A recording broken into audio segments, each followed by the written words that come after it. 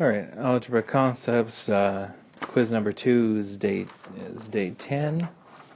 We're looking at radicals, simplifying radicals. Alright, so number 1, we have a radical of 144 over 49. So, square root, okay? If I have a square root of any two numbers such that A is over B like that, I can rewrite this as square root of A over square root of B, okay? And I could do the same thing with multiplication. Square root of A times B equals square root of A times square root of B. So here I can rewrite this then as square root of 144 over square root of 49. Okay? Now I can just get the square roots now. 12 over 7 is my answer. And so it's D. Number 2, simplify negative root 2500. Okay, I know square root of 2500 is 50, and the negative here goes on after, because the square root is really it's like an exponent. So I have to do the square root first, and then I could do the negative sign. So my answer is negative 50. Number 3 is square root of 5 over 8, rational or irrational. Okay, rational means it can be written as a fraction. In terms of a decimal, it ends or it repeats, like 0.33333. It keeps repeating. That's a rational number. Okay, an irrational number is something like pi that doesn't have any repetitions and doesn't end.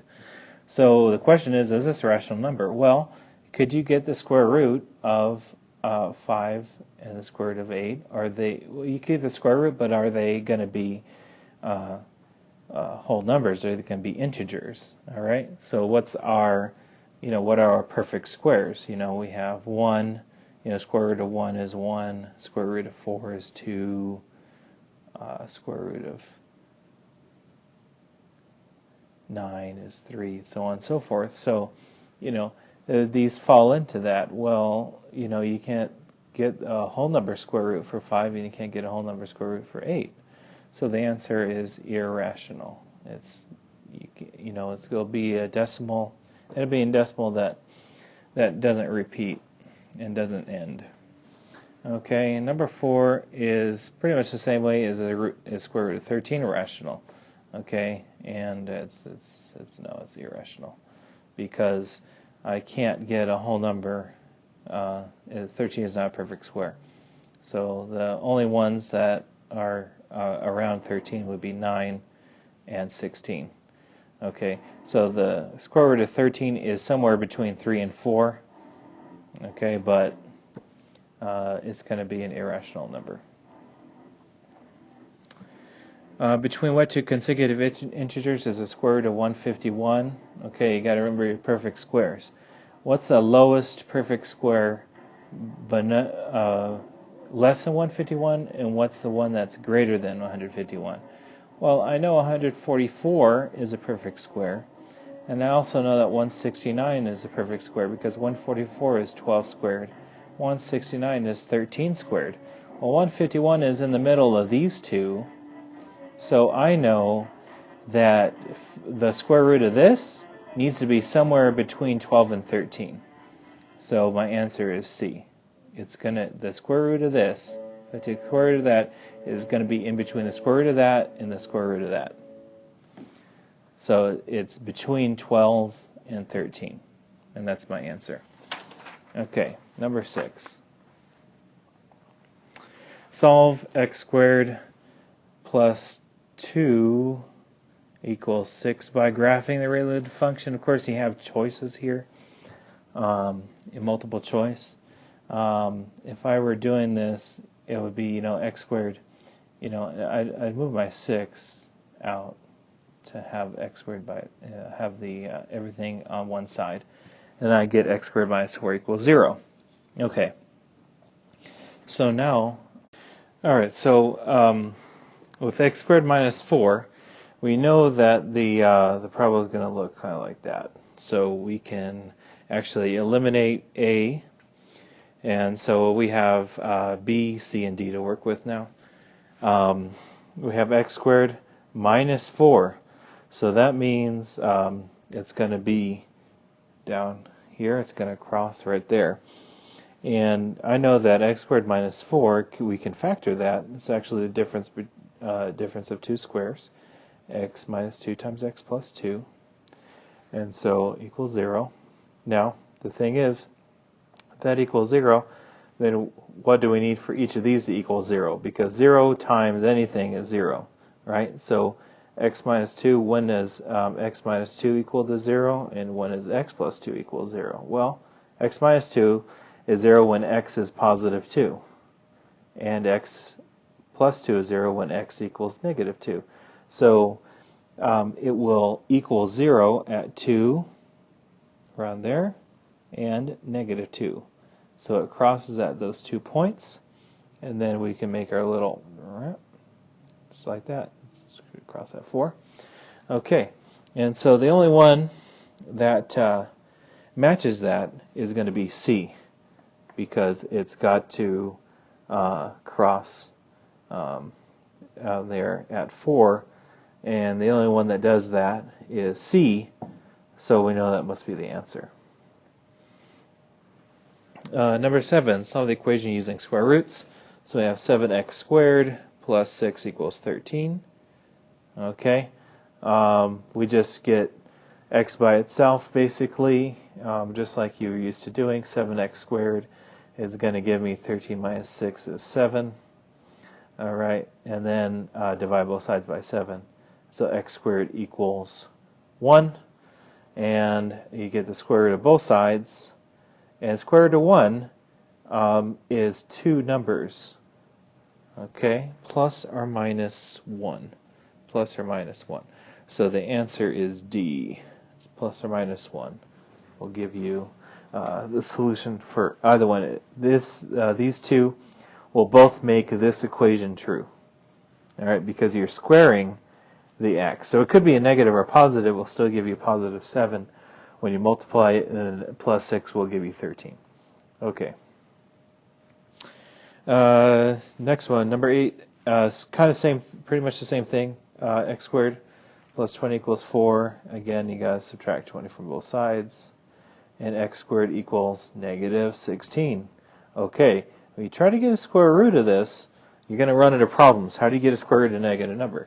There's no real numbers that, you can get that when you square them, you're going to get a negative number. It's not possible. So the answer is D, no real solutions. Whenever you have a square root of a negative number, that means there's no real number solutions. As a little clue as to what you may be doing later on in math would be called an imaginary solution. This means that the parabola does not ever cross the x-axis. So it would kind of look like this, but it would be higher than that. But I'm just using the graph I have. But anyway, it would not cross at all, so it can never equal 0. Okay, that's basically what we're doing here. They're imaginary roots, but they're no real number solutions. That's all. We're just going to deal with real numbers in Algebra 1. Okay. In your mixed review, number 9 for day 10 on the quiz, what statement is true? The opposite number is less than the original number. This is only working for positive numbers. You can test this. Okay, take like number 8. Okay, the opposite of 8 is negative 8. Is that true? Is negative 8 less than positive 8? Yes, it's true. Okay, now take it for a negative number like negative 16. Now the opposite should be less. Is negative 16 less than, is positive 16 less than 16? No. So it's not true. It only holds for positive numbers. So the answer is C, only for positives. So it works sometimes, not all the time. Okay, number 10. This equation, a line that has a slope of 4 and passes through the point 3, negative 10. And this is from your old graphing stuff, y equals ax or mx plus b. Okay, if you guys remember that. The slope is m. So you have You know the slope. Sorry, this should be equal sign. You know the slope. They told you it's 4. So it's y equals 4x plus b. Okay, now you have to find b. So you know that the slope is 4, and you know there's a point that it passes through. It's 3, negative 10. So you're just going to substitute those into that line. So negative 10 is y equals 4 times 3 plus some number. Okay, you're going to multiply that out, and you get negative 10 equals 12 plus b. You're going to subtract 12 from both sides, and you're going to end up with b equals negative 22, and there you go. Okay, so it's y equals 4x minus 22, so the answer is A. Number 11, it says just simplify that basically. 5x cubed over 10x to the 7th, or at least I'm assuming that you're supposed to simplify. What is it? What's the equivalent? Okay, 5 and the 10, they can cancel, okay, to 1 here, and then the 10 cancels to 2. Now you have a 3 and a 7, and remember the exponents, like x to the 3rd equals x times x times x, right? X to the 7th equals x times x times x times x times x times x. Okay, that's how many? 3, 6, I need one more. Okay, so x to the 3rd divided by x to the 7th, well, we can actually cancel. We cancel 1, 1, 2, 2, 3, and 3. How many were we left with? 4 x's on the bottom. So this canceled to 1. You remember the 5 canceled to 1. So it's 1x, or I'm sorry, the x's canceled from the top, didn't they? So I'm just left with a 1. And then over, I keep my 2. And then I have x. How many did I have left? I had 4. So essentially what I did is I subtracted, 7 from 3. Okay, and I get negative 4. So since the exponent's negative, it stays on the bottom. All right? I had more x's on the bottom than I had on the top. So the difference is going to end up still on the bottom. So that's my answer. That's B. Okay? And the next one, the graph of the equation y equals x squared minus 3x minus 4 is shown below for what value. A value of x is y equal to 0. Okay, so I'm going to try to, it crosses like negative 1 and 4. Okay, and I'm going to try to draw this as close to the drawing as possible in your book, in your packet. Okay, so these are where y equals 0, right? Okay, it crosses the x-axis, so y equals 0 there. And it says, what values of x is y equals 0, you just look at the graph. It's 0 at minus 1, and it's 0 at 4. X equals negative 1, and x equals positive 4. So those are my two answers, and so it's C. All right, you don't have to really do any math, just look at the graph, that's all. All right, if I wanted to, I could figure this out mathematically, do x squared minus 3x minus 4. I could factor that to x plus 1 times x minus 4, and I'd get, equals 0. So the zeros would be, it's the same, so negative 1, positive 4. So it doesn't really matter, but in your question, we just wanted to use the graph that they gave us anyway. So that's all. Okay, and that'll finish up number 12, day 10, your unit 7, quiz number 2. So I'll see you in the next video.